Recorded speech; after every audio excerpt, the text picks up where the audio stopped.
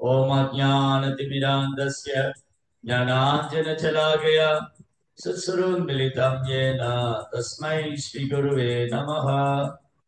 नमो विष्णुपादाय कृष्णप्रेष्ठाय भूतले श्रीमते भक्तिवेदान्त स्वामीति नामिने नमस्ते सारस्वती देवे गौरवाणी प्रचारिणे निर्विशेष शून्यवादी पाशातदेशतारिणे जय श्री कृष्ण चैतन्य प्रभु नित्यानंद श्री अद्वैत गदाधर श्रीवासदि गौर भक्त वृंदा हरे कृष्णा कृष्णा कृष्णा हरे हरे हरे राम राम राम हरे हरे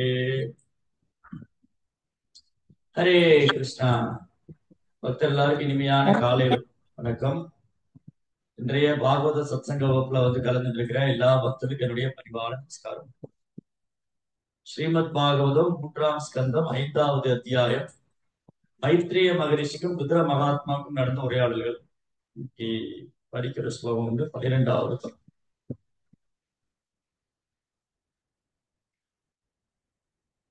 முனிர் விவக்ஷூர் பகவத் குணானாம் சகாபிதே பாரதமாக கிருஷ்ணः யஸ்மின் நாம் கிராமிய சுகானுவாதை மதிர் குஹீதானு ஹரே கதாயாம்.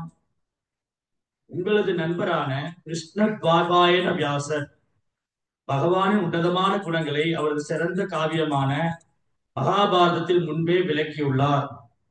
ஆனால் பௌதிக விஷயங்களை கேட்பதில் பாமர மக்களுக்குரிய உறுதியான விருப்பத்தை கிருஷ்ண கதையை பகவத்கீதை நோக்கி திருப்புவதற்காகவே அதை திருப்புவதே அதன் முக்கியத்துவமாகும், முக்கியமான நோக்கமாகும். ரைட். இன்றைக்கு வெரி ஆஸ்பீஷியஸ் டே. இன்னைக்கு ரொம்ப மங்களகரமான தினம். ஸ்ரீ சைத்தன்ய மகாபிரிய அவதார தினம், கௌர பூர்ணிமா. எல்லா பக்தர்களுக்கும் கௌர பூர்ணிமா பண்டிகை வாழ்த்துக்கள். எல்லா பக்தர்களுக்கும் சைத்தன்ய மகாபிரிய ஆசீர்வாதம் கிடைக்கணும்னு பிரார்த்தனை பண்றோம். ஹரே கிருஷ்ணா கிருஷ்ண கிருஷ்ண ஹரே ஹரே, ஹரே ராம ராம ராம ஹரே.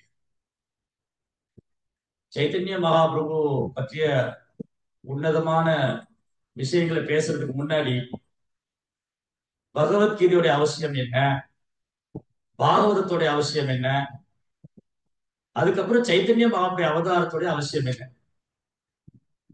ஏன் பகவத்கீதை உபதேசிக்கப்பட்டது, ஏன் எதற்காக பகவத்கீதை உபதேசிக்கப்பட்டது,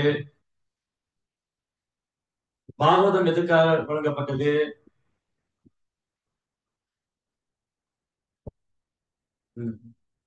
பாகவதம் எதற்காக வழங்கப்பட்டது, சைதன்ய மகாபு லீலைகளை பற்றி நாம் எவ்வாறு அறிந்து கொள்வது, சைதன்ய மகாபுருடைய அவதாரத்தின் நோக்கம் என்ன, இந்த மாதிரி ஒரு சில விஷயங்களை நம்ம டிஸ்கஸ் பண்ணோம். இது பாரத மாக்கியானம் புராணம் பிரம்ம சங்கீதம். Once again Srimad Bhagavatam 1.4.25. பிரபுபாதர் ஜெய ஜெகநாத் சுவாமி சுபத்திரம் ஐயா கி ஜெய். 1.4.25.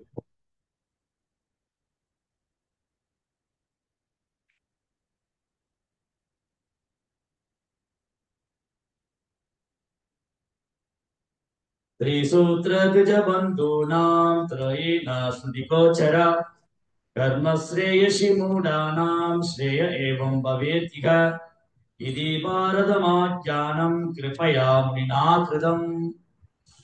स्त्री सूत्र द्विज बंधु, त्रिसूत्र द्विज बंधूनां त्रयीना श्रुति गोचरा. ஸ்திரீ த்ரீ மூன்று, ஸ்ருதி கோச்சரா. ஸ்ருதி கோச்சரான புரிஞ்சுக்கிறது. மூணு பேரும் பெண்கள், வியாபாரிகள், அப்புறம் உயர்ந்த குலத்துல பிறந்து அந்த தகுதி இழந்தவங்க, திஜ பந்து அல்லது பிரம்ம பந்து. கர்மஸ்ரேயசி மூடானா, இவங்க என்ன பண்ணுவாங்க, இந்த ஸ்லோகம் என்ன சொல்லுதுன்னா பாகவதத்துல கிருபையா முனினா சுதம். கிருபையா வைஷ்ணவா, கிருபையா பரதுக்க துக்கி. வைஷ்ணவா மீன்ஸ் கிருபா சிந்து. வைணவர் அப்படின்னு சொன்னாலே வைஷ்ணவர், கிருஷ்ண பக்தர் சொன்னாலே ரொம்ப ரொம்ப கருணை வாய்ந்தவர். கிருபையா முனினா கிருதம், கிருபையா முனி வேதவியாச முனி, வேதவியாசர் ரொம்ப ரொம்ப கருணை வாய்ந்தவர். ஏன் வேதவியாசர் ரொம்ப ரொம்ப கருணை வாய்ந்தவர்? வாழ்வின் முடிவான லட்சியத்தை அடைய இது மனிதனுக்கு உதவும் என்று எண்ணினார். எது உதவும்? வாழ்க்கையினுடைய இறுதி லட்சியம். இந்த மனித வாழ்க்கையின் இறுதி லட்சியம் என்ன, மனித வாழ்க்கையின் குறிக்கோள் என்ன, அதை அடையிறதுக்கு என்ன உதவும்னு நினைக்கிறாரு? யாரெல்லாம் அதை புரிஞ்சுக்கணும்னு நினைக்கிறாரு? பெண்கள், தொழிலாளர்கள் மற்றும் இருபுறம் எய்தியவர்களின் நண்பர்கள் அல்லது இருபுறம் எய்தியவர்கள் வீழ்ந்தவர்கள் ஆகியோருக்காக மகாபாரதம் எனப்படும் மிகச்சிறந்த சரித்திர வரலாற்றை அவர் தொகுத்தார். மகாபாரத், மகாபாரத். ஏன் மகாபாரதம் கொடுத்தாரு? எல்லாராலும் வேதங்களை புரிஞ்சுக்க முடியாது. வேதங்கள் வேதங்கள் எல்லாராலும் புரிஞ்சுக்க முடியாது. அந்த வேதங்கள் எது? முதல் வேதம் ஒண்ணுதான் இருந்தது. அந்த ஒன்னா இருந்த வேதத்தை வியாசர் நான்கா பிரிச்சார். ரிக், யஜூர், ஷாமா, அதர்வா, 4 வேதமா பிரிச்சுட்டு அதுக்கு 108 உபநிஷத்துக்கள், 18 புராணங்கள், இதெல்லாம் எழுதியிருக்காரு. இது எல்லோராலும் புரிஞ்சுக்க முடியாது. அப்ப வியாச மகரிஷி என்ன பண்ணாரு? இந்த வேதங்கள்ல சொன்ன விஷயங்களை எல்லாரும் புரிஞ்சுக்கணும்னா பெரும்பாலும் மக்கள் எதுல ரொம்ப ஆர்வமா இருக்காங்க? பெரும்பாலும் மக்கள் எதுல ரொம்ப ஆர்வமா இருக்காங்க? கர்மா அல்ல, காமா, அர்த்தா. தர்ம அர்த்த, தர்ம அர்த்த காம மோக்ஷா, தர்ம அர்த்த காம மோக்ஷா. பெரும்பாலும் மக்கள் எதுல ஆர்வமா இருக்காங்க? அர்த்தாவையும் காமாவும். பொருளாதார முன்னேற்றம், புலன்பம், இந்த ரெண்டுலயும் தான் மக்கள் ரொம்ப சுறுசுறுப்பா இருக்காங்க. அதனால மகாபாரதம் எப்படி இருக்குன்னா, மகாபாரதத்துல எல்லாமே இருக்கு. பல்வேறு தர்மங்களை பற்றி பீஷ்மர் பேசுறாரு யுதிஷ்டிர மகாராஜ். ஸ்திரீ தர்மா, குல தர்மா, ராஜ தர்மா, கிரகஸ்த தர்மா, பல்வேறு தர்மங்களை பத்தி சொல்றாரு. அப்ப மகாபாரதம் படிச்சா ஒருத்தருடைய தர்மா என்னன்னு தெரிஞ்சுக்கலாம். என்னுடைய தர்மா என்ன, நான் என்ன செய்யணும், என்னுடைய உத்தியோக கடமை என்ன. தர்மா மீன்ஸ் ஒன்ஸ் ஆக்குபேஷனல் டியூட்டி. தர்மான்னு சொன்னா ஒருத்தரோட உத்தியோக கடமை. பிரபுபாதர் என்ன சொல்றாரு? இந்த தர்மாங்கிற வார்த்தைய ஆங்கிலத்துல தவறா மொழிபெயர்ப்பு பண்ணிருக்காங்க டிக்ஷனரியில. டிக்ஷனரிக்கு தமிழ்ல என்ன சொல்லுவாங்க? அகராதி. ஆங்கில அகராதி, தமிழ் ஆக்கம். தமிழ்ல அதாவது சமஸ்கிருத வார்த்தைக்கு ஆங்கில அகராதி. சமஸ்கிருத வார்த்தைக்கு ஆங்கிலத்துல டிரான்ஸ்லேட் பண்ணும்போது தர்மாங்கிற வேர்டுக்கு ரிலீஜியஸ் பிரின்சிபல் டிரான்ஸ்லேட் பண்ணிருக்காங்க. ரிலீஜியஸ் பிரின்சிபல் என்னது? சமய கோட்பாடு அல்லது மத கோட்பாடு. சமய கோட்பாடு அல்லது மத கோட்பாடு நோ. சோ தர்மாங்கிறது சமய கோட்பாடோ மத கோட்பாடோ அல்ல. தர்மா என்பது ஒருவருடைய உத்தியோக கடமை. அப்ப என்னது ஒருவருடைய உத்தியோக கடமை? அவர் பிராமணரா, சத்திரியரா, வைசியரா, சூத்திரரா, பிரம்மச்சாரியா, கிரகஸ்தரா, வனரப்பிரஸ்தரா, சன்னியாசியா, அந்தந்த குணத்துக்கும் தொழிலுக்கும் ஏற்ற மாதிரி இருக்கு உத்தியோக கடமை.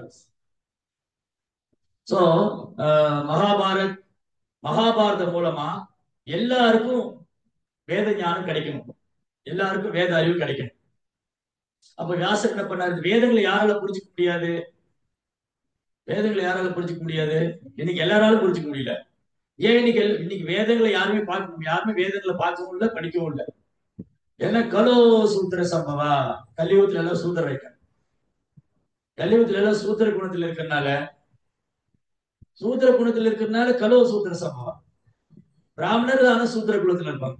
பிறப்பால் பிராமணர், பிறப்பால உயர்ந்த குலம், ஆனா ஆக்டிவிட்டி எல்லாம் பார்த்தா சூத்திரம்.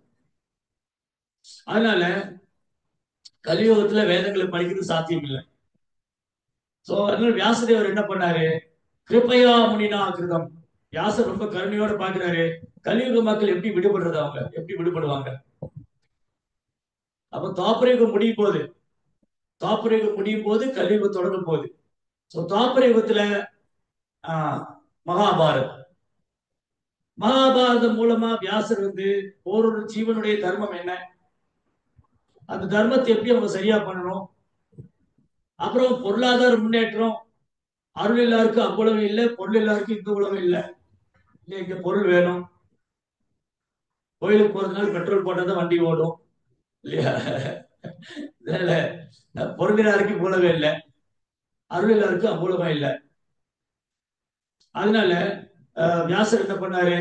அதான் எப்படி ஒருத்தர் பொருளாதார முன்னேற்றம், அவங்கவுங்க தர்மா ஃபாலோ பண்ணிட்டு அவங்களுக்கு விதிக்கப்பட்ட உத்தியோக கடமை. பிராமணர் யாகங்கள் செய்யலாம், சத்திரியர் வந்து நிர்வாகம் பண்ணலாம், வியாபாரி வந்து தொழில் செய்யலாம், பசுக்களை பராமரிக்கிறது, தானியங்களை உற்பத்தி பண்றது, சூதர் வந்து தொழிலாளர் பிரிவினர். இப்படி இந்த உத்தியோக கடமை எல்லாம் இருக்கு. அவங்கவுங்க உத்தியோக கடமையை அவங்க செய்யலாம். அதுக்கப்புறம் பொருளாதார முன்னேற்றம் அடையலாம். அப்புறம் தன்னோட ஆசைகளை பூர்த்தி பண்ணிக்கலாம். காமா இறுதியில மோக்ஷா, தர்ம அர்த்த காம மோக்ஷா. மகாபாரதம் வந்து இதை கற்பிக்குது, தர்ம அர்த்த காம மோக்ஷா. அப்போ இங்க என்ன சொல்லியிருக்குன்னா, பௌதியத்துல மூழ்கி இருக்கிறவங்க, புலன்ப விஷயங்கள் அதிகம் கவனமா இருக்கிறவங்க மகாபாரதம் படிக்கலாம். மகாபாரதம் படிக்கும்போது அவங்க நிறைய விஷயங்கள் தெரிஞ்சுக்குவாங்க. அதுக்கப்புறம் மெயினா மகாபாரத நோக்கம் என்ன? மகாபாரதத்தின் நோக்கம் என்னது? மகாபாரதத்துல கிருஷ்ணரை வந்து கிருஷ்ணரை பற்றி முழுமையா மகாபாரதத்துல வர்ணிச்சிருக்காரு. நீங்க மகாபாரதம் படிச்சீங்கன்னா கிருஷ்ணருடைய லீலைகளை முழுமையா வர்ணிச்சிருக்காரு. பல மன்னர்களை பத்தி வரும், பலதரப்பட்ட குரு வம்சத்தை பத்தி வரும், அந்த குரு வம்சத்தை வந்த மன்னர்களை பத்தி வரும். ஒரு எக்கச்சக்கமானது வரும். கிருஷ்ணரை பற்றி கொஞ்சம் தான் இருக்கு, கிருஷ்ணா பற்றி கொஞ்சம் தகவல் தான் இருக்கு. ஆனா மகாபாரதம் கிருஷ்ணாவை இன்ட்ரடியூஸ் பண்ணுது. அப்ப என்ன அர்த்தம்? படிப்படியா மக்களை கிருஷ்ண கான்செப்ட் கொண்டாரு. வியாசதேவர் என்ன பண்றாரு? மகாபாரதம் கொடுத்து படிப்படியா மக்களை கிருஷ்ண உணர்வுல கொண்டு வந்து கடைசியில மகாபாரத முடிவில் என்ன இருக்கு? மகாபாரத முடிவில் என்ன இருக்கு?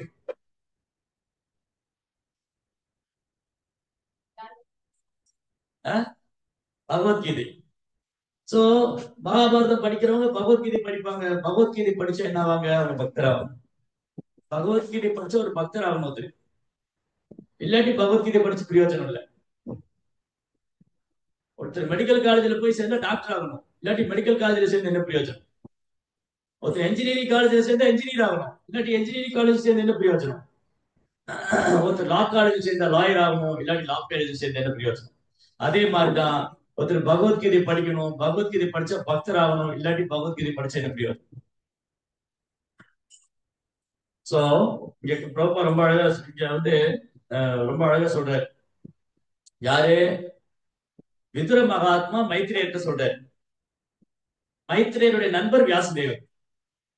மைத்ரேயருக்கும் வியாசம் ரொம்ப நெருக்கமான நண்பர்கள். அதனால உங்களது நண்பரான மைத்ரேய முனிவரே, உங்க நண்பரான கிருஷ்ணத்வாபாயன வியாசர். ஏன் இவ்வளவு பெரிய பேரு கிருஷ்ணத்வாபாயன வியாசா? வியாசன்னு நிறைய பேர் இருக்காங்க, நிறைய வியாசர் இருக்காங்க. வியாசாங்கிறது டைட்டில். நிறைய வியாசர் இருக்காங்க. மகாபாரதம் தொகுத்தது கிருஷ்ணத்வாபாயன வியாசா. துவாபாயனா ரெண்டு நதிகள் சங்கமிக்கிற இடம். பத்ரிகாசிரமத்துல போன ரெண்டு நதிகள் சங்கமிக்கும், சரஸ்வதி, அலகானந்தா. அங்க வந்து மானாங்கிற கிராமம் இருக்கு, அங்கதான் வியாசர் குகை இருக்கு. இப்போ இருக்கு அந்த இடம். அங்க வியாசர் இருக்காரு, நம்ம கண்களுக்கு தெரிய மாட்டேன், சுத்த பக்தருடைய கண்களுக்கு தான் தெரியவாரு. யாராவது சுத்த பக்தர் இருந்தா போய் பார்க்கலாம் வியாசர். சோ கிருஷ்ண துவாபாயின வியாசா, அவர் மைத்திரியருடைய நண்பர். பகவானின் உன்னத குணங்களை அவரது சிறந்த காவியமான மகாபாரதம் முன்பே விளக்கியுள்ளார். அப்ப மகாபாரதம் கொடுக்கறது மூலமா மக்களுக்கு கொஞ்சம் கொஞ்சமா ஜெய ஜெய ஸ்ரீ சைத்தன்ய ஜெய நித்யானந்தா, ஜெய துவைத சந்திர ஜெய கௌர பக்த பிருந்தா. சரி, ஹரே கிருஷ்ண. ஸ்ரீ சைத்தன்ய மகாபிரபு கி ஜெய். அப்போ வியாச கிருஷ்ண துவாபாயன வியாசா. வியாசங்கிறது ஒரு டைட்டில், நிறைய வியாசர் இருக்காங்க. அதுல ஒரு வியாசர் வந்து கிருஷ்ண துவாபாயன வியாசா. இரண்டு நதிகள் சங்கமிக்கிற இடம் மானா, சரஸ்வதி, அலகானந்தா. அந்த நதிக்கரையில வியாசருடைய குகை இருக்கு. இப்ப போனாலும் அங்க அந்த இடத்த பார்க்கலாம். ஆனா சுத்த பக்தி இருக்கிறவங்கதான் வியாசரை தரிசிக்க முடியும். வியாசருடைய விக்கிரகம் வேணா பார்க்கலாம். சோ இவர் வந்து வியாச மகரிஷி முனினா கிருப்பனா கிருப்பையா சுதம், ரொம்ப கருணை உள்ளவர். ஏன் கருணை உள்ள ஒருவரு? பகவானின் உன்னதமான குணங்களை அவர் சிறந்த காவியமான மகாபாரதத்தின் முன்பே விளக்கி விட்டார். சோ மகாபாரதம் மூலமா அவர் கொஞ்சம் கொஞ்சமா கிருஷ்ணாவுடைய லீலைகளை சொல்ல முயற்சி பண்றாரு. எப்படியாவது ஜீவன்களை கிருஷ்ணரை மறந்து போயிருக்கிற ஜீவன்களை பகவான் பக்கம் திருப்பணும். சோ வேதங்கள், புராணங்கள், இதிகாசங்கள், உபனிஷத்துக்கள் இது எல்லாமே எதுக்கு அப்படின்னா, வேதங்களுடைய நோக்கம் என்ன? வேதேச சர்வை அகமேவ வேத்யோ வேதாந்த கிருத் வேதவித் விதேக சாகம். வேதங்களால் அறியப்பட வேண்டிய ஒரு கிருஷ்ணா, வேதங்களை முற்றிலும் அறிந்ததும் கிருஷ்ணா, வேதங்களை தொகுத்ததும் கிருஷ்ணா. சோ அதனால இதை மக்கள் மறந்து போகும்போது ஞாபகப்படுத்த வேண்டியது பகவானுடைய ஒரு சேவையாடு, ஒரு டியூட்டி ஆயிடு. எப்பெல்லாம் மக்கள் தர்மத்துக்கு விலகுறாங்களோ பகவான் திருப்பி ஸ்தாபனம் பண்றார், புனஸ்தாபனம் பண்றார். தர்ம கிளானி பகுதி பார். அப்போ வியாச மகரிஷி என்ன பண்ணாரு?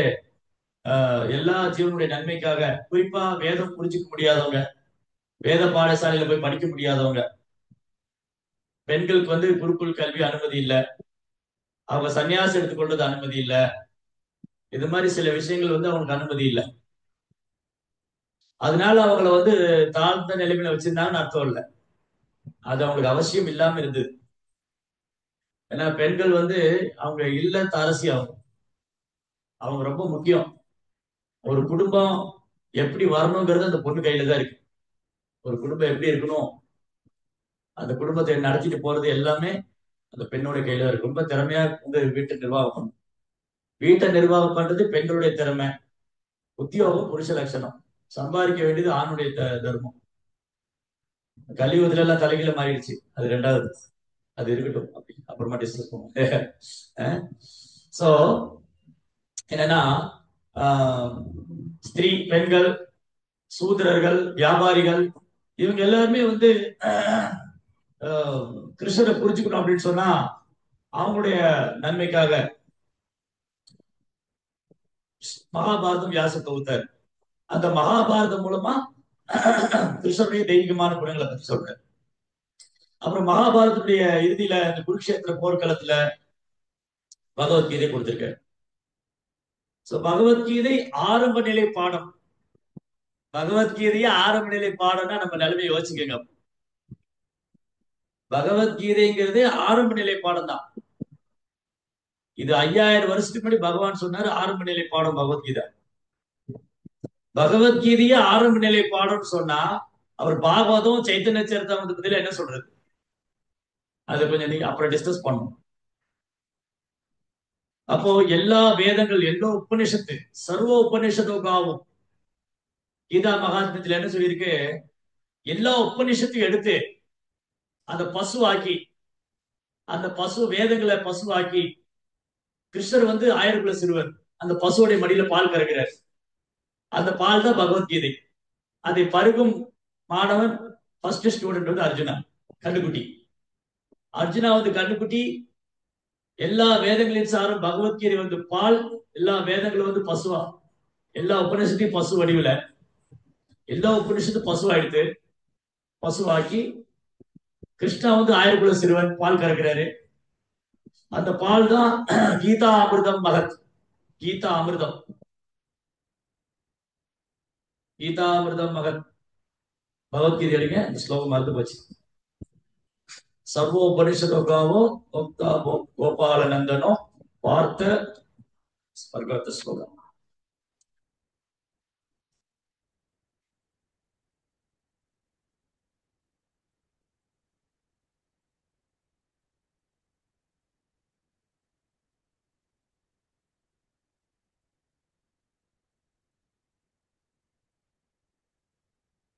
सर्वोपनिषदो गावो गोप्ता गोपालनन्दनः पार्थो वत्सः सुधीर्भोक्ता दुक्तम கீதாமிர்தம் மகத். எல்லா உபநிஷத்துகளின் சாரமான கீதா உபநிஷத்து என்று அறியப்படும் பகவத்கீதை பசுவை போன்றது. பகவத்கீதை பசுவை போன்றது. இடையிலுள்ள சிறுவனால் விளங்கும் புகழ்பெற்று விளங்கும் பகவான் கிருஷ்ணரால் கறக்கப்படுகின்றது. அர்ஜுனன் கண்ணுக்குட்டி போன்றது. அறிவு சார்ந்து வரும் தூய பக்தர்களும் பகவத்கீதையின் அமிர்த பாலை குடிக்க வேண்டியவர்களாவர். யாரெல்லாம் பகவத்கீதை படிக்கிறாங்களோ அது கீதா அமிர்தம். எப்படி பகவத்கீதை சரி, அப்ப பகவத்கீதை எங்க ஆரம்பிக்குது? பகவத்கீதை எங்க ஆரம்பிக்குது, எங்க முடியுது? ஆ? சரி, எங்க ஆரம்பி பகவத்கீதை முதல்ல அறியாமையிலிருந்து விடுவிக்கிறது தான் பகவத்கீதை. அர்ஜுனன் தன்னை இந்த உடலோட அடையாளப்படுத்திட்டாரு. அப்ப அர்ஜுனன் நம்மளை பிரதிநிதிக்கிறார். நம்ம எல்லாம் இந்த உடல் தளத்துல இருக்கோம் இல்லையா? சோ முதல் பாடம் இந்த உடம்பெல்லாம் ஆத்மா. இதுதான் பகவத்கீதை ஃபர்ஸ்ட் டீச்சிங். பகவத்கீதை முதல் பாடம் என்னது? இந்த உடல் எல்லாம் ஆத்மா. இது அடிப்படை. இந்த கல்வி அடிப்படை. நான் இந்த உடல் எல்லாம் ஆத்மான்னு தெரிஞ்சுக்கிறது முதல் பாடம். ஆனா துரதிருஷ்டவசமா இங்க ஸ்கூல்ல, காலேஜ்ல, யூனிவர்சிட்டில யாரும் சொல்லி தர மாட்டாங்க. எனக்கு யாருக்குமே தெரியாது. ஏன்னா எல்லாரும் உடல் தளத்துல தான் இருக்காங்க. அவங்க படிக்கிற பௌதிக கல்வி வந்து உடல் தேவையை பூர்த்தி பண்ணக்கூடிய உடல் தேவைக்காக. பட் முதல் பகவத்கீதை முதல் பாடம் என்னது? You are not this body, we are not this body. நம்ம இந்த உடல் எல்லாம் ஆத்மா. சரி, அப்ப இந்த உடல் எல்லாம் ஆத்மான்னு பகவத்கீதை தொடங்கி எங்க முடியுது? மன்மனாபவ மத் பக்தோ மத்யாஜிமா நமஸ்குரு மாமேவே பிரத்ய சத்தியம் தே பிரதிஜானே பிரியோசிமே. என் பக்தனாரு என்ன நமஸ்காரம் பண்ணு, என்ன வந்தனை பண்ணு, இப்படி பண்ண நீ கட்டாயம் என்ன வந்து அடைவாய். எல்லா தர்மத்தையும் விட்டு என்ன சரணடைஞ்சிரு. சர்வ தர்மா பரித்யஜ்ய மாம் ஏகம் சரணம் பிரஜா அகம் துவா சர்வ பாபேப்யோ மோக்ஷயிஷ்யாமி மா சுச்ச. பயப்படாத, நீ எல்லா தர்மத்தையும் விட்டு என்ன சரணடைஞ்சிரு, நான் உன்னை எல்லா விடுவிச்சிடுறேன், எல்லா பாவங்களையும் விடுவிச்சேன். அப்ப மகாபாரதம் எங்க தொடங்குச்சு? பல்வேறு தர்மங்களை பத்தி பேசுது. மகாபாரதம் எங்க தொடங்குது? பல்வேறு தர்மங்களை பத்தி சொல்லுது. எங்க முடியுது? பகவத்கீதையில எல்லா தர்மத்தை விட்டு என்ன சரணடைந்து. ரைட், இதுதான் ஆரம்ப பாடம். இதுவே ஆரம்ப பாடம். ஆனா பாருங்க, பகவத்கீதை படிக்கிறது கஷ்டப்படணும். பகவத்கீதை நிறைய பேர் சொல்றாங்க பகவத்கீதை படிச்சா புரிய மாட்டேங்குது, பகவத்கீதை ஸ்லோகம் மனப்பாடம் பண்ண முடியல, மனசுல நிக்க மாட்டேங்குது. அந்த அளவுக்கு மந்த புத்தி ஆயிடுச்சு கலியுகத்துல. அதனால இந்த பகவத்கீதை அடிப்படை பாடம். பகவத்கீதை யாருடைய பகவத்கீதை படிச்சா புரியும்? பிரபுபாதுடைய விளக்கம் படிக்கணும். பிரபுபாத மாதிரி ஆச்சாரியர் எழுதின விளக்கம் படிச்சாதான் புரியும். அவர் பக்தர் சங்கத்துல வந்து படிக்கணும், கேட்கணும். அப்பதான் மனசுல நிற்கும். அப்புறம் பயிற்சி பண்ணணும். வெறும் படிச்சா மட்டும் போதாது, பயிற்சி பண்ணணும். நான் படிச்ச பகவத்கீதை ஸ்லோகத்தை 4 பேருக்கு சொல்லிக் கொடுக்கணும். அப்பதான் மனசு நிற்கும். சொல்லிக் கொடுக்காம மனசு நிற்கிறீங்க, எப்படி நிற்கும்? சைத்தன்யமா அப்படியே கருணை என்னன்னா, யாருக்கு சைத்தன்யமா அப்படியே கருணை அதிகமா வேணுமோ அவங்க நிறைய பேருக்கு தனக்கு கிடைச்ச கருணையை டிஸ்ட்ரிபியூட் பண்ணணும். சைதன்யமா அப்படியே கருணை என்னன்னா, இப்ப சைதன்யமா அப்படி எனக்கு கருணை கொடுத்துக்காரு வச்சுக்கோங்களேன், அந்த கருணையை நான் வச்சுக்காம அதை நான் டிஸ்ட்ரிபியூட் பண்ணனா எனக்கு கருணை அதிகமா கிடைச்சிக்கிட்டே இருக்கு. இதுதான் மகாபிரபு. சோ இது நான் வந்து ஆக்சுவலி இங்க நிறைய விஷயம் இருக்கு பேசுறதுக்கு. சோ மகாபிரபுவோட லீலைகளை பேசுறதுக்கு முன்னாடி நம்ம ஃபண்டமெண்டல் அடிப்படையில இருந்து வரணும். அடிப்படையில இருந்து வந்தாதான் மகாபிரபுடைய பொசிஷன் என்ன நமக்கு புரியும். அடிப்படையில இருந்து வந்தோம்னா தான் மகாபிரபுடைய நிலை என்ன, அவர் எவ்வளவு கருணை வாய்ந்தவர்ங்கிறது புரியும். சோ ஃபர்ஸ்ட் திங், முதல்ல வந்து பகவத்கீதா அறியாவிலிருந்து விடுவிக்குது. பகவத்கீதை எங்க முடியுது? நம்ம கிருஷ்ண பக்தராகணும். பகவத்கீதை படிச்சா ஒருத்தர் என்ன ஆகணும்? கிருஷ்ண பக்தராகணும். பகவானை சரணாகதி பண்ணணும். இது வந்து பேச்சுலர் டிகிரி. பகவத்கீதா வந்து பேச்சுலர் டிகிரி. அதுக்கு ஒரு பேச்சுலர் டிகிரி முடிச்சவங்க என்ன பண்ணுவாங்க? அடுத்தது பேச்சுலர் டிகிரி முடிச்சவங்க என்ன பண்ணுவாங்க? மாஸ்டர் டிகிரி அப்ளை பண்ணுவாங்க. பிஏ முடிச்சவங்க எம்ஏக்கு அப்ளை பண்ணுவாங்க, பிஎஸ்சி முடிச்சவங்க எம்எஸ்சிக்கு அப்ளை பண்ணுவாங்க. சரி, கரெக்டா இல்லையா? பேச்சுலர் டிகிரி முடிச்சது அடுத்து மாஸ்டர் டிகிரி. மாஸ்டர் டிகிரி என்னது? ஸ்ரீமத் பாகவதம். பாகவதம் எங்க தொடங்குது? ஓம் நமோ பகவதே வாசுதேவாய. பாகவதம் படிக்கிறவங்க பக்தர்கள் தான் படிக்க முடியும். பக்தர் அல்லாதவங்க பாகவதம் புரியாது. பக்தர் அல்லாதவங்களுக்கு பாகவதத்துல ஒரு வார்த்தையை புரிஞ்சுக்க முடியாது. அவ பகவத்கீதை படிச்சு முடிச்சா ஒருத்தர் பக்தர் ஆகணும். பக்தர் ஆனதுக்கு அப்புறம் பாகவதம் படிக்க ஆரம்பிக்கணும். பாகவதம் படிச்சா என்ன கிடைக்கும்? பாகவதம் வந்து கிருஷ்ணன் மேல தூய அன்பு கொடுக்குது. அப்ப கிருஷ்ணன் மேல தூய அன்பு எங்க போய் முடியுது? பாகவதம் எங்க முடியுது? பாகவதம் எங்க முடியுது? நீ படிக்கவே இல்லையே, படிச்சாதானே எங்க முடியுது தெரியும். பாகவதம் வந்து நாம சங்கீர்த்தத்துல முடியுது. நாம சங்கீர்த்தன சர்வ பாப பிரணாசனம். பாகவதம் எங்க முடியுது? நாம சங்கீர்த்தத்துல முடியுது. அப்ப பாகவதம் படிக்கிறவங்க எப்பவும் கிருஷ்ணனுடைய புகழ் பாடணும். கிருஷ்ணநாமத்தை சொல்லணும், அவருக்கு சேவை பண்ணணும், அவருக்கு பக்தரா இருக்கணும், அவர் மேல அன்பு செய்யணும். அப்ப பாகவதம் எங்க தொடங்குச்சு? பக்தியில தொடங்குது. நான் கிருஷ்ண பக்தங்கிற தளத்துல தொடங்கி எங்க முடியுது? பக்தர் செய்ய வேண்டிய வேலை என்னது? நாம சததம் கீர்த்தியான் தோமா மிதம் தசதா பிரதா. அது கிருஷ்ணர் பகவத்கீதையிலே சொல்லியிருக்கு. பகவத்கீதை கிருஷ்ணர் என்ன சொல்றாரு? சததம் கீர்த்தியான் தோமா. பாகவதம் என்ன சொல்றது? தஸ்மா தேகேன மனசா பகவான் சாத்வதாமதி ஸ்ரோத்தவ்ய கீர்த்திதவ்யஸ்ய தேய பூஜை சரிங்களா? எல்லா சாஸ்திரம் கனெக்டிவிட்டி இருக்கு, தொடர்பு இருக்கு, சும்மா இல்ல. பகவத்கீதைக்கு பாகவதம் தொடர்பு இருக்கு, பாகவதத்துக்கு சைத்தன்ய சரிதாமிரத்துக்கும் தொடர்பு இருக்கு, கிருஷ்ண அவதாரத்துக்கு ராம அவதாரத்துக்கு தொடர்பு இருக்கு, ராம அவதாரத்துக்கு கிருஷ்ண அவதாரத்துக்கு தொடர்பு இருக்கு, கிருஷ்ண அவதாரத்துக்கும் சைத்தன்ய அவதாரத்துக்கும் தொடர்பு இருக்கு. எப்படி கனெக்டிவிட்டி எப்படி தொடர்பு இருக்கு? சோ ஃபர்ஸ்ட் பகவத்கீதை அறியாமல் தொடங்குச்சு, எங்க போய் முடிஞ்சது? நம்ம கிருஷ்ண பக்தர் ஆகணும், பகவானை சரணடையணும். சரி, சரணடைஞ்சதுக்கு அப்புறம் என்ன பண்ணணும்? பக்தி தொண்டு பண்ணணும். எந்த மாதிரி பக்தி தொண்டு பண்ணணும்? பிரகலாதர், பரீட்சித்து, துருவர், எண்ணற்ற பக்தருடைய example, practical example. So Bhagavad Gita teaching. ரெண்டு ரெண்டு பாகவதம் இருக்கு. ரெண்டு என்ன சொல்லுவாங்க, பகவத்கீதா ரெண்டு கிருஷ்ண கதா ஹரிகதா.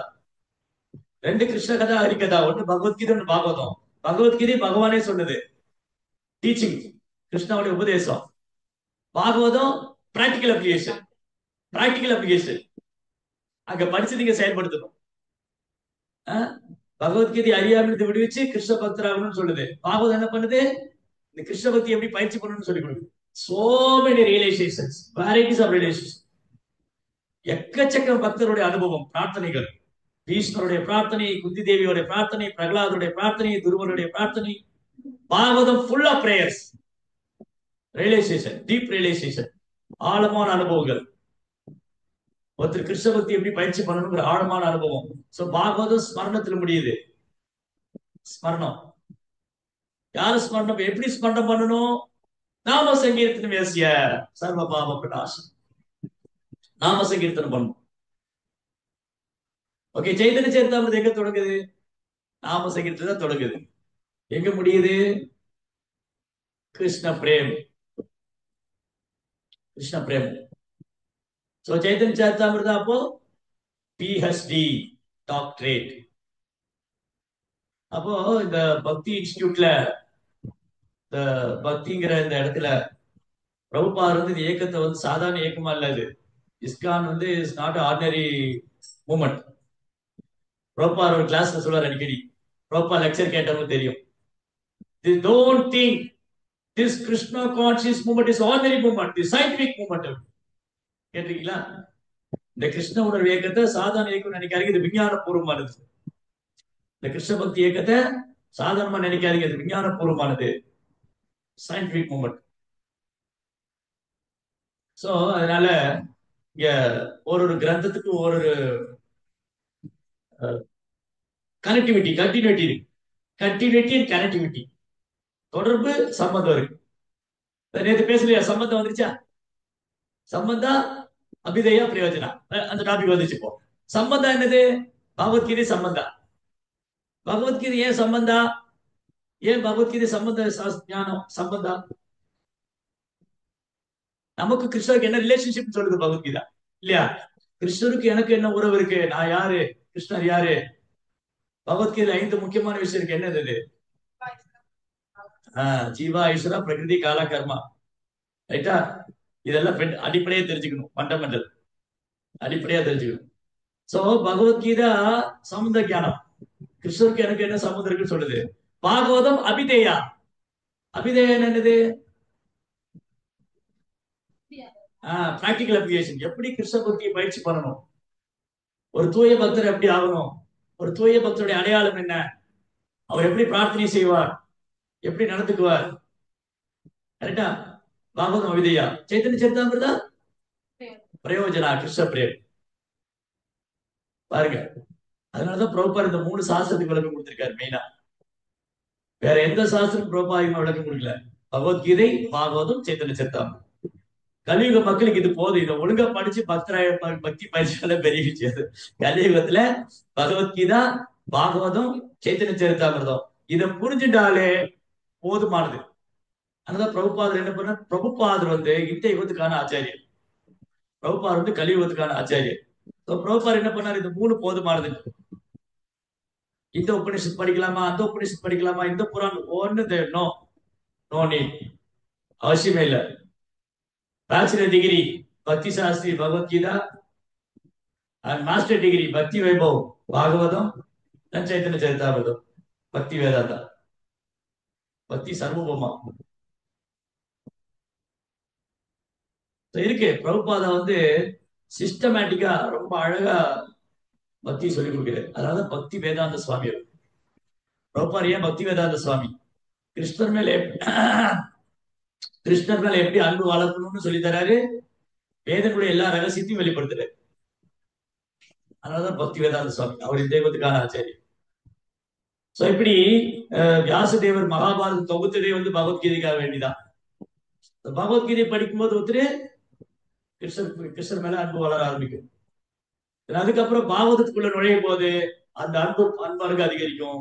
சைதன்ய சரிதாமிர்தம் படிக்கும் போது அந்த அன்பு பேரானந்தமா மாறும், பிரேமமா மாறும். சரி, அடுத்தது இந்த மூணு பகவானுக்கு என்ன தொடர்பு? ராமர், கிருஷ்ணர், சைத்தன்ய மகாபிரபு. ராமர் என்ன பண்ணுவாரு? இல்ல, ராமர்கிட்ட ராமர் என்ன பண்ணுவாருன்னா, இங்க தர்மா ஃபாலோ பண்ணா உங்களை காப்பாத்துவேன், இங்க தர்ம பின்பற்றினா உங்களை காப்பாத்துவேன். நம்ம நம்ம தர்மத்தின் வழி நடந்தோம்னு வச்சுக்கோங்களேன், ராமர் தர்மமே சொரூபமானவர். சோ யார் தர்மத்தின் படி நடக்கிறாங்களோ இமிடியட்டா ராமர் அவர் ப்ரொடெக்ட் பண்ணுவார், காப்பாத்துவார். ஏன்னா நீ தர்மத்தை காப்பாத்துற, தர்மம் உன்னை காப்பாத்து. தர்மோ ரக்ஷிதோ ரக்ஷிதா. தர்மத்தை நம்ம கடைபிடிச்சா தர்மம் நம்மளை காக்கும். ஏன்னா தர்மத்தின் தலைவனே ஸ்ரீராமர் தான். ரைட்டா? அப்போ ராமர் தர்மத்தின் வழியில் நடந்தா காப்பாத்துவார், அதர்மம் பண்றவங்க தண்டிப்பார். ராவணன் தர்மத்துக்கு எதிராக இருந்தாரு, பனிஷ் பண்ணாரு. வாலி தர்மத்துக்கு எதிராக செயல்பட்டாரு, அவர் மறைந்து வாலிவாதம் செய்தார் இல்லையா? சுக்ரீவனுடைய மனைவி அபகரிச்சிட்டாரு வாலி, தப்பு தானே. சோ அதர்மம் பண்ணா உடனே இமீடியட்டா பனிஷ்மெண்ட். இது திரேதாயுகம். ராமர் அவதரிச்சது திரேதாயுகத்துல. ராமர் என்ன பண்ணுவாரு, யாராவது அதர்மத்தின் வழியில சென்றா உடனே பனிஷ் பண்ணுவார், தண்டனை பண்ணுவார். தர்மத்தின் வழியில் நடக்கிறவங்கள காப்பார். சரி, கிருஷ்ணர் என்ன பண்ணுவாரு? அதுக்கு அடுத்து கிருஷ்ணர் வந்தார். நீ தர்மத்தை ஃபாலோ பண்றியோ இல்லையோ, நீ சரணடைஞ்சிரு, இந்த சரணடைஞ்சிட்டீங்கன்னா உன்னை காப்பாத்துவீங்க, பயப்படாதீங்க. சர்வ தர்மான் பரித்தியாச்ச, எல்லா தர்மத்தையும் விட்டுட்டு நோ ப்ராப்ளம். கிருஷ்ணர் என்ன சொல்லிட்டாரு, எல்லா தர்மத்தையும் விட்டுடு, என்ன மட்டும் சரணடைஞ்சிரு, நான் உன்னை காப்பாத்துறேன், பயப்படாது. அதனாலதான் மகாபாரதத்துல நிறைய இடத்துல யுத்த தர்மத்தை மீறினாங்க பாண்டவர்கள் இல்லையா? பாண்டவர்கள் நிறைய இடத்துல யுத்த தர்மத்தை மீறாங்க. கிருஷ்ணா பொய் சொல்றாரு, அஸ்வத்தாமன் இறந்து போயிட்டாருன்னு சொல்றாரு. அதுக்கப்புறம் பீமன் துரியோதனுடைய தொடையில் அடிக்க சொல்றாரு. இந்த மாதிரி யுத்தத்துக்கான தர்மத்தை எல்லாம் மீறாங்க. பட் கிருஷ்ணாவை சரணடைஞ்சிருந்ததுனால சரணடைஞ்சிருந்ததுனால கிருஷ்ணா அதை ஊக்குவிக்கிறார். ஓகே, நோ ப்ராப்ளம், நான் பாத்துக்கிறேன், நீங்க பண்ணுங்க. சோ அல்டிமேட்லி தர்மத்தை பின்பற்றுவதே கிருஷ்ணாவை சரணடைவது தான், கிருஷ்ணாவை திருப்திப்படுத்துதான். அதனால கிருஷ்ணா என்ன பண்ணுவாரு, நீங்க தர்மத்தை ஃபாலோ பண்றீங்களா இல்லையான்னு பாக்குறது இல்ல, ஆனா என்னை சரணடைச்சிட்டீங்கன்னு சொன்னா நான் பாத்துக்கிறேன், கவலைப்படாதீங்க. ஏன் அப்படி சொல்றாரு கிருஷ்ணா? அப்ப தர்மத்தை யாரும் ஃபாலோ பண்ண வேண்டாமா? பரோ தர்மத்துல வந்தாச்சு. சவை பும்சா பரோ தர்மம் ஏதோ பக்தி ரதோக்ஷதி. சோ பரோ தர்மம் கிருஷ்ணருக்காக செயலாற்றுவது, கிருஷ்ண உணர்வில் செயலாற்றுவது, கிருஷ்ண பக்தி பரோ தர்மம். சோ பரோ தர்மத்துல செயலாற்றும் போது பேரளவான தர்மத்தை கடைபிடிக்கலாம்னு பிரச்சனை இல்லை. அதனாலதான் அர்ஜுனன் முதல்ல தயங்கினாரு, நான் இந்த யுத்தம் செய்ய மாட்டேன்னு. ஆனா கிருஷ்ணர் சொல்றாருன்னு ஈடுபாடு. ஓகே ரைட், கிருஷ்ணாவோட திருப்திக்காக பண்றது. சரி, சைத்தன்ய மகாபிரபு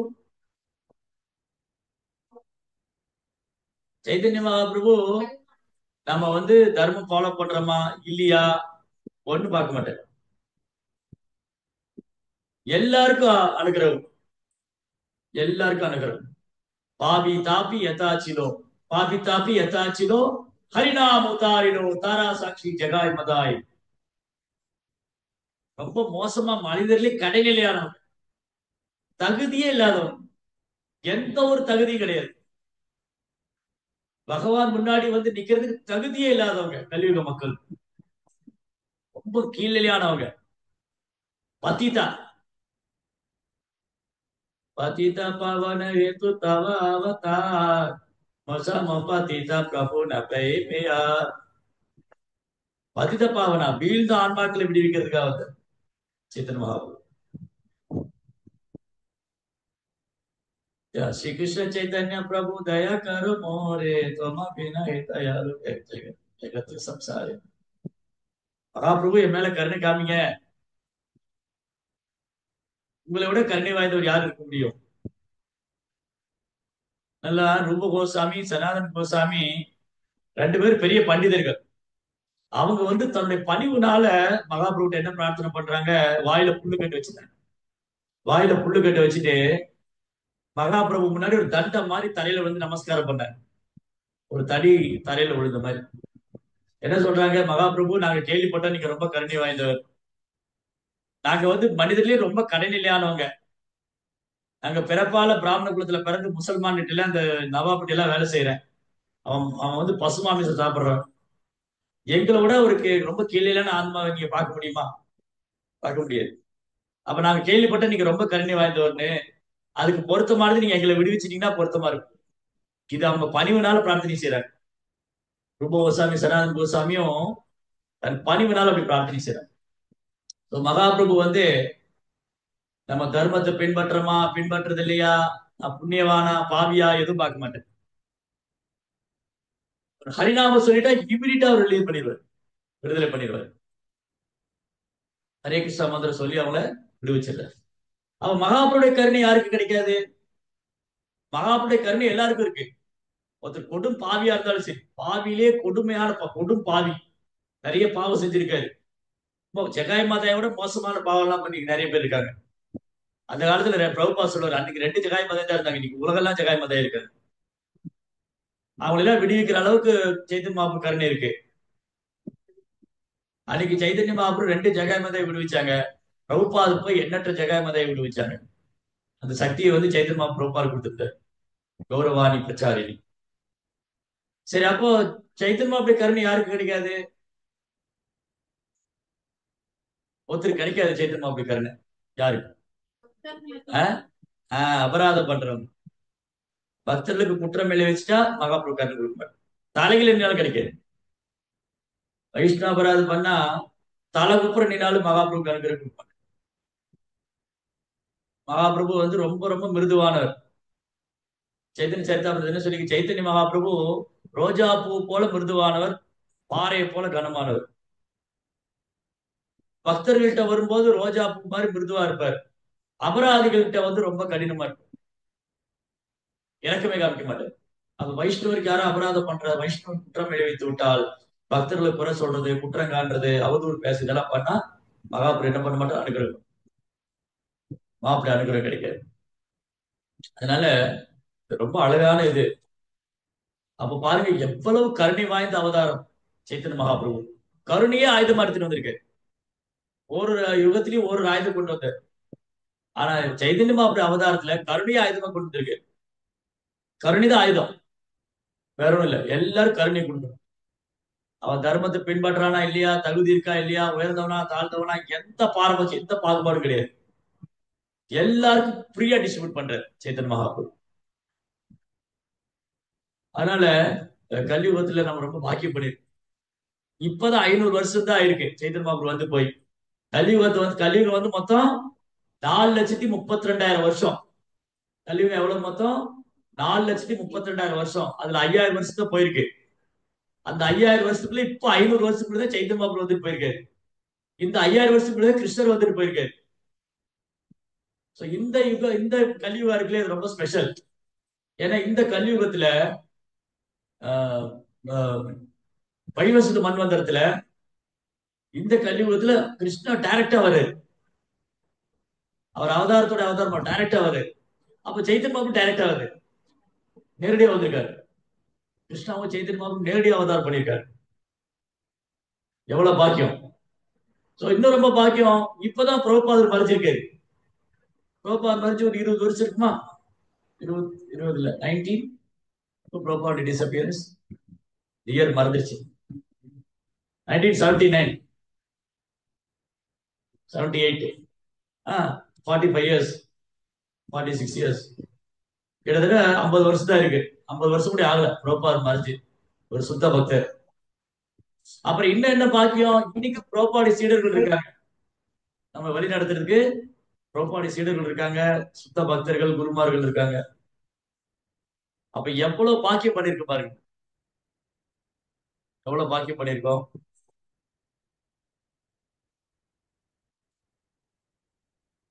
அதனால இன்னைக்கு நம்ம நிறைய வாய்ப்பு இருக்கு. பிரபுபாடி கருணையால பகவத்கீதை படிச்சு நான் இந்த உடலெல்லாம் ஆத்மாங்கிறது புரிஞ்சுட்டு பக்தராகலாம். கிருஷ்ணர் வந்துட்டு போய் 5000 வருஷம் தான் முடிஞ்சிருக்கு. 4,32,000 வருஷம் கலியுகம். அல்ல 5000 வருஷம் தான் போயிருக்கு. இப்போ பகவான் வந்துட்டு போய் 5000 வருஷம் தான் ஆயிருக்கு. அதுக்கப்புறம் ஆம், சைதன்ய மகாபிரபு வந்து 500 வருஷம் தான் இருக்கு. பிரபுபாதர் வந்து போய் 50 வருஷம் தான் இருக்கு. 50 வருஷம் ஆகல. அப்போ இன்னைக்கு பிரபுபாத சீடர்களும் இருக்காங்க. சோ எல்லாமே இருக்கு. சைத்தன்ய மகாபிரபு கருணை இருக்கு, பிரபுபாடி விளக்கம் இருக்கு, பகவத்கீதா, பாகவதம், சைத்தன்ய சரிதாமிர்தம் ரொம்ப அழகா புரிஞ்சுக்கலாம். மனித வாழ்க்கையின் குறிக்கோள் என்ன? மனித வாழ்க்கையின் குறிக்கோள் என்னது? கிருஷ்ணாட திரும்ப போறது. தூக்கத்துல எழுப்பி கேட்டா சொல்லணும், மனித வாழ்க்கையின் குறிக்கோள் என்ன? குறிக்கோள் என்ன? குறிக்கோள் என்ன? கிருஷ்ணாட திரும்ப போகணும், கிருஷ்ணாட திரும்ப போகணும், கிருஷ்ணாட திரும்ப போகணும். தூக்கத்துல எழுப்பி கேட்டாலும் சொல்லணும். அதான் மனித வாழ்க்கையின் ஒரே குறிக்கோள். சோ மனித வாழ்க்கையின் ஒரே குறிக்கோள் கிருஷ்ணாட திரும்ப போகணும். கிருஷ்ணாட திரும்ப போகணும் அப்படின்னா நான் வந்து பகவத்கீதை படிக்கணும், பாகவதம் படிக்கணும், சைத்தன்ய சரிதாமிர்தம் படிக்கணும். சோ கிருஷ்ணாட்ட திரும்ப போகணும்னா எனக்கு கிருஷ்ணன் மேல அன்பு வரணும். அந்த கிருஷ்ணன் மேல அன்பு கொடுக்கறதுக்கு கிருஷ்ணரே சைத்தன்ய மகாபிரபு வந்தாரு. அதான் பியூட்டி. கிருஷ்ணர் மேல அன்பு கொடுக்கறதுக்கு கிருஷ்ணரே சைத்தன்ய மகாபிரபு வந்தாரு. கிருஷ்ணா யோசிக்கிறாரு கோலோக விருந்தாவன உட்காந்துட்டு. கிருஷ்ணா வந்து கோலோக விருந்தாவன உட்காந்துட்டு யோசிக்கிறாரு, நான் வந்து ராமச்சந்திர பிரபுவை போய் ராமாயண லீலை பண்ணேன். அதுக்கப்புறம் கிருஷ்ணரா வந்து பகவத்கீதை கொடுத்துட்டு வந்தேன். அப்புறம் மக்கள் ஏன் என்கிட்ட பக்தி செய்ய மாட்டேங்கிறாங்க? அதனால நானே போய் உங்களுக்கு பக்தி காமிச்சு கொடுக்கணும், நானே போய் உங்களுக்கு பக்தி செய்ய காமிச்சு அப்படின்னு ரொம்ப கருணையோட நம்ம மகாவதான்யாய மகாவதான்யாய ரொம்ப ரொம்ப கருணை வாய்ந்தவர். கிருஷ்ண பிரேம பிரதாயதே, கிருஷ்ண மேல தூய அன்பு கொடுக்கறதுக்காக கிருஷ்ணாய கிருஷ்ண சைத்தன்ய நாமனே, அந்த கிருஷ்ணரே சைத்தன்ய மகாபிரபு அவதாரம். கௌரத் விஷயம் எப்படி சோ ஃபார்ச்சுனேட், நம்ம ரொம்ப பாக்கியம் பண்ணிருக்கோம். இன்னைக்கு பிரபுபாட கருணையால பகவத்கீதை படிக்கிறோம், பாகவதம் படிக்கிறோம், சைத்தன்ய சரிதாமம் படிக்கிறோம். இல்ல பிரபு எனக்கு படிக்க வராது கேட்கலாம், எனக்கு படிக்க தெரியாது, நான் எழுத்துக்கூட்டி தான் படிப்பேன். தப்பு இல்ல, எழுத்துக்கூட்டி படிச்சாலும் தப்பு இல்ல. எனக்கு சுத்தமா படிப்பறிவு இல்லை, உட்காந்து கேட்கலாம். பகவத்கீதை கிளாஸ் கேட்கலாம், பாகவதம் கிளாஸ் கேட்கலாம், சைத்தன்ய சரிதாமிர்தம் கிளாஸ் கேட்கலாம் இல்லையா? இதுதான் வெரி வெரி இம்பார்ட்டன்ட். அதனால இன்னைக்கு வந்து சைத்தன்ய மகாபிரபு பிரார்த்தனை பண்ணணும். சைத்தன்ய மகாபிரபு ரொம்ப ரொம்ப கருணை வாய்ந்தவர். மகாபிரபு என்னை விட ஒரு மோசமான ஆள் யாருக்கு பார்க்க முடியாது இந்த பூமியில. உண்மைதானே? என்னை விட மோசமான ஆள் யாரும் பார்க்க, ஜோக்கியாதா விசாரி கிச்சு நகிப்பாய். என்கிட்ட ஒரு யோகியதை கிடையாது. கிருஷ்ணர்கிட்ட அன்பு செய்யறதுக்கோ பக்தி பண்றதுக்கோ எனக்கு ஒரு யோகிதை இல்லை. ஏன் இல்ல? ஏன் வந்து நமக்கு கிருஷ்ணர்கிட்ட பிரார்த்தனை செய்யறதுக்கோ வழிபடுறதுக்கோ யோகிதை இல்லை? ஏன்னா கிருஷ்ணா வேண்டாம் உதறி தள்ளிட்டு வந்துட்டோம் நம்ம. கிருஷ்ணா வேண்டாம், எனக்கு கிருஷ்ணா வேண்டாம். சோ கிருஷ்ணரை உதறி தள்ளிட்டு வந்துட்டோம் நம்ம. சோ இப்ப திரும்பி வந்து கிருஷ்ணா கருணையோட சைத்தன்ய மகாபிரபு வந்து கூப்பிடுறாரு, சரி பரவாயில்ல வாங்க, விஷபக்தி பண்ணுங்க, நாம ஜெபம் பண்ணுங்க. அப்போ குருவுடைய கருணை, குருவுடைய கருணையும் சைத்தன்ய மகாபிரபு கருணை. குருவன் கௌரங்கா, அதான் எல்லா புகழும் குரு கௌரங்க. எல்லா புகழும் குரு கௌரங்க இருக்கு. குருவுடைய கருணையும் கௌரங்களுடைய கருணையும் இருந்தாதான் கிருஷ்ண பக்தி. குருவுடைய கருணையும் கௌரவனுடைய கருணையும், ரெண்டு பேருடைய கருணை இருந்தா கிருஷ்ண, இல்லைன்னு கிருஷ்ண பக்தி கிடையாது. அப்போ நமக்கு ரொம்ப அழகா நம்மளை வழிநடத்தி கொண்டு போறாங்க. நம்ம பக்தி பாதையில உள்ள நுழைச்சிட்டோம்னா ரொம்ப அழகா கைட் பண்றாங்க. பகவத்கீதை மூலமா, பாகவதம் மூலமா, சைத்தன்ய சரிதாமிர்தம், சைத்தன்ய மாவுடைய கருணை, ரைட்? சோ சைத்தன்ய சரிதாமிர்தம். அடுத்து என்ன பியூட்டி, இன்னும் அழகு என்னன்னா, இப்ப அழகு என்னன்னு பாருங்க. ரொம்ப அழகு. எப்படி ரொம்ப அழகு அப்படின்னா, பாகவதம் யார் எழுதினா? வியாசதேவர். அப்போ கிருஷ்ணருடைய லீலைகள் வந்து பாகவதம், கரெக்டா? கிருஷ்ணருடைய லீலைகள் வந்து பாகவதம், அது எழுதியவர் வியாசதேவர். சைத்தன்ய மாப்பு லீலைகள் சைத்தன்ய பாகவதம். சைத்தன்ய பாகவதம் எழுதியவர் பிருந்தாவன் தாஸ் தாக்கூர். பிருந்தாவன் தாஸ் தாக்கூர் யாரு? வியாசதேவர். வியாசதேவர், வேத வியாசன். சோ பிருந்தாவன் தாஸ் தாக்கூர் சைத்தன்ய பாகவதம் எழுதியிருக்காரு. சைத்தன்ய பாகவதம் மூலமா சைத்தன்ய மாப்புடைய தெய்வீகமா லீலைகள், அவரது நாம ரூப குணாதிசயங்களை பற்றி வர்ணிச்சிருக்காரு. ரொம்ப பெரிய பாக்கியம் சைத்தன்ய பாகவதம். தென் சைத்தன்ய சரிதாமிர்தம். சைத்தன்ய சரிதாமிர்தம் யார் எழுதினா? கிருஷ்ணாஸ் கவிராஜ் கோஸ்வாமி. நேற்று இதை பத்தி பேச நினைக்கிற கிளாஸ்ல, இதை பத்தி டிஸ்கஸ் பண்ணோம். கிருஷ்ணாஸ் கவிராஜ் கோஸ்வாமியும் ஆம், பிருந்தாவன் தாஸ் தாக்கூர் ரெண்டு பேரும் நித்யானந்தனுடைய சீடர்கள். நித்யானந்த பிரபு யாரு? பலராமர். பலராமர் யாரு? கிருஷ்ணனுடைய முதல் விரிவங்கம். பலராமர் வந்து குரு தத்துவம். பலராமருடைய கருணை இருந்தாதான் கிருஷ்ணா அனுபவம். சோ நித்யானந்தனுடைய கருணை இருந்தாதான் சைத்தன்ய மாப்பு கருணை. சோ நித்யானந்த பிரபுடைய கருணையினாலதான் பிருந்தாவன் தாஸ் தாக்கூர் சைத்தன்ய பாகவதம் எழுதினார். பிருந்தாவன் தாஸ் தாக்கூர் நித்யானந்த பிரபுடைய கடைசி சீடர். அவர்தான் சைத்தன்ய பாகவதம் எழுதினார். சோ சைத்தன்ய பாகவதத்துல சைத்தன்யம் அப்படியே ஆரம்ப கால லீலைகள், அவருடைய குழந்தை பருவ லீலைகள்லாம் நிறைய எழுதியிருக்கு. குழந்தை நிமாயோடைய குழந்தை பருவ லீலை, நிமாய் பண்டிட் அவருடைய ஸ்காலர்ஷிப் அசிஸ்டன்ட். நிமாய் எப்படி ஒரு பண்டிதரா அப்படியே மிடுக்கா வந்து நவதீபத்துல வளம் வந்தாரு. அதுக்கப்புறம் ஒரு சன்னியாசம் எடுத்துக்கொண்டது. அந்த மாதிரி ஆரம்ப கால லீலைகள்லாம் பிருந்தாவன் தாஸ் தாக்கூர் எழுதினார். நம்ம கிருஷ்ணதாஸ் கவிராஜ் கோஸ்வாமி பின்னாடி நடந்த லீலைகளை அவர் எழுதினார். அவர் என்ன சொல்றாரு, ஏற்கனவே வந்து சைத்தன்ய மாப்புடைய பால்ய லீலைகளை பிருந்தாவன் தாஸ் தாக்கூர் விவரமா எழுதிட்டாரு, அதனால சுருக்கமா கொடுத்திருக்காரு. நீங்க சைத்தன்ய சரிதாமிர்தம் படிச்சா மகாபுடைய பாலிய லீலைகள் சுருக்கமா இருக்கும். மகாபுடைய பாலிய லீலை, அவர் விவாகம், கல்யாணம் பண்ணது, இதெல்லாம் சுருக்கமா இருக்கும். அவர் வந்து பூரியில இருந்த லீலைகள் தான் அதிகமா இருக்கும். பூரியில அவர் சன்னியாசம் எடுத்துக்கிட்டது, அப்புறம் வந்து அவர் நாமசங்கீர்த்தனை பண்ணது, அப்புறம் அவருடைய அந்திய லீலா, இறுதி கால லீலை. இப்ப மகாபுரு மொத்தம் எத்தனை வருஷம் இந்த பூமியில இருந்தாரு? 48 வருஷம். 48 வருஷத்துல 24 வருஷம் கிரகஸ்தாசிரமத்துல இருந்தாரு, 24 வருஷம் சன்னியாசத்துல. 16 16 16 16 32. இல்ல இல்ல, கரெக்ட். அந்த 24 வருஷத்துல ஆஹ், 6 வருஷம் தென்னிந்திர யாத்திரை வந்துருந்தாரு.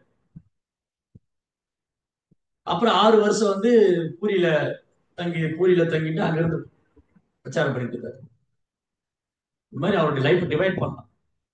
சைத்தன்ய மாவுடைய ஆரம்ப கால லீலை வந்து நவதீப்ல, அவருடைய பால்ய லீலை, போக்கண்ட லீலை, கைஷோர லீலை. குழந்தை கிருஷ்ணர் எப்படி குழந்தை பருவ லீலை பண்ணாரோ அதே மாதிரி மகாபுரு குழந்தை பருவ லீலை பண்ணி அதை நேற்று பேசிட்டு இருக்கோம். மகாபுடைய பால்ய லீலை. அதுக்கப்புறம் ஒரு பாண்டித்யம் லீலை, ஒரு பாண்டித்யம். அதுக்கப்புறம் அவருடைய இளமை பருவ லீலை. அப்புறம் நவயவனம், எப்போ இளமைதான். பகவானுக்கு ஏது முதுமை எல்லாம் நோ. சோ இப்படி சைத்தன்ய சரிதாமிர்தம், சைத்தன்ய பாகவதம் தூய பக்தி, கிருஷ்ண பிரேமம் தரக்கூடியது. Pure devotion, right? சைத்தன்ய பாகவதத்துல சைத்தன்ய மகாபிரபு வந்து எப்படி குழந்தை பருவத்துல கிருஷ்ணர் பண்ண லீலைகள்லாம் பண்ணாரு. மண்ணு சாப்பிட்டது, அப்புறம் வந்து அசுத்தமான இடத்துல போய் உட்காந்துட்டு ஆர்கியூ பண்ணது. ஸ்கூலுக்கு போவேன், என் ஸ்கூல்ல சேர்த்து விடுங்க. விஸ்வரூபா சன்னியாசி எடுத்துட்டு போனதுனால ஜெகநாத் மிஸ்ரர் என்ன பண்ணாரு, இவரும் படிக்க வச்சா இவரும் இங்க சன்னியாசி போயிடுவாரோ, குழுக்குள்ள போட்டா அனுபவம் மாறிட்டு. இவர் வந்து இந்த குப்பையெல்லாம் போற இடத்துல போய் உட்காந்துட்டு வந்து அங்க வரமாட்டேன். நீங்க என்ன ஸ்கூலுக்கு அனுப்பல, எப்படி எது சுத்தம் எது அசுத்தம் எப்படி தெரியும்? நீங்க குருக்குள்ள அனுப்பிச்சாதானே தெரியும்.